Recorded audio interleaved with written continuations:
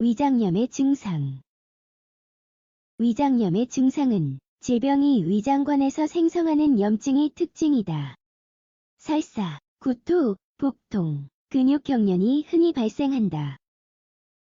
학술지의 간행물에 따르면 위장염의 가장 일반적인 원인 성인 발병의 90%는 칼리시 바이러스과에 속하는 RNA 병원균인 노로바이러스이다. 따라서 흔히 생각하는 것과는 달리 대부분 유행성 위장염의 발병은 박테리아가 아닌 바이러스가 원인이다. 이로 인해 효과적으로 치료하는 방법을 알기 위해서는 질병의 증상을 알아야 한다. 위장염의 치사율. 다양한 역학 연구에서는 매년 전 세계적으로 30에서 50억 사례의 위장염이 발생한다고 추정한다. 이는 틀림없이 상당한 수치이다. 세계보건기구 WHO는 만 5세 미만의 아동에게 그 영향이 훨씬 더 심각하다고 경고한다. 몇 가지 사실은 다음과 같다. 설사병은 만 5세 미만의 아동에게 두 번째로 큰 사망 원인으로 연간 약 52만 5천 명의 사망자가 발생한다. 연구에 따르면 이러한 영아 사망 중 최소 45만 3천 명이 로타바이러스가 원인이라고 한다. 에티오피아 또는 인도와 같은 국가에서 사망의 22%. 이러한 사망의 상당수는 안전한 물에 대한 접근과 공공시설의 적절한 위생으로 예방할 수 있다. 전 세계적으로 매년 약 17억 건의 영아 설사병이 발생한다. 지금까지 살펴본 바와 같이 성인에게 위장염을 일으키는 가장 일반적인 바이러스 인자는 노로바이러스이지만 5세 미만의 아동은 로타바이러스에 더 취약하다. 원인 인자에 따라 위장염의 증상을 구별하는 방법을 알고 싶다면 계속해서 읽어보자. 위장염의 증상. 위장염의 증상은 원인 인자에 따라 크게 좌우된다. 미국 국립의학도서관과 같은 정보원은 바이러스, 박테리아, 기생충의 세 가지 주된 병원성 요소가 있다고 강조한다. 이러한 각 요소에서 어떤 일이 일어나는지 살펴보자.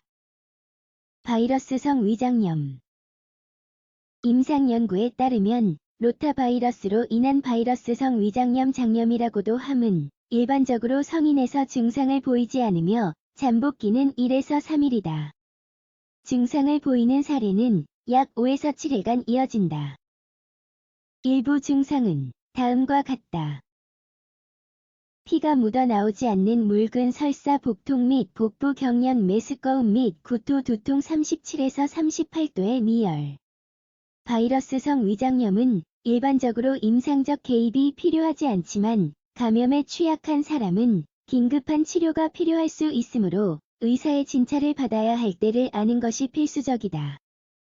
예를 들어 성인과 아동 모두 구토나 설사에 피가 보이거나 24시간 동안 체액을 유지할 수 없는 것은 긴급한 치료가 필요한 분명한 증상이다.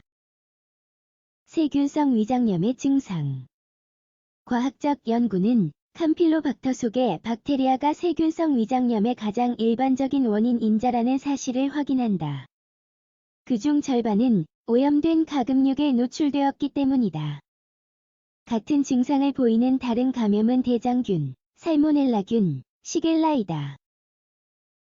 미국 보훈보건도서관은 이러한 유형의 감염에 대한 일반적인 증상을 하나로 종합했다. 가장 일반적인 징후는 다음과 같다. 묽은 설사, 메스꺼움 및 구토, 발열 및 오한 복통, 가장 심각한 경우 혈변. 보다시피 발열과 혈변은 바이러스성 위장염의 가장 흔한 증상이지만 세균성 위장염과 바이러스성 위장염의 차이는 크지 않다. 물론 38도 이상의 발열이 계속해서 심해지고 대변에 피가 묻어나오고 탈수 중 입이 건조하고 소변이 나오지 않음의 증거가 발견되는 것은 의사의 치료가 필요한 확실한 징후이다. 기생충성 위장염.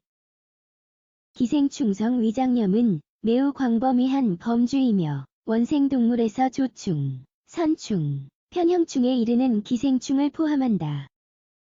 이는 전부 아동과 성인 모두에게 일반적인 위장염을 유발할 수 있다. 연구에 따르면 기생충성 위장염의 증상은 앞서 언급한 위장염의 증상과 유사하다. 하지만 다음과 같은 새로운 징후를 보인다. 식욕 부진 및 체중 감소, 빈혈, 비타민 결핍. 조충 감염과 같은 많은 사례에서 기생충이 장의 내용물이나 환자의 혈액으로 직접 영양을 공급받기 때문이다. 또한 이러한 질병은 일반적으로 앞서 언급한 유형보다 오래 이어진다. 예를 들어, 조충은 항기생충제 치료를 하지 않으면 체내에서 2에서 3년간 살아남을 수 있다.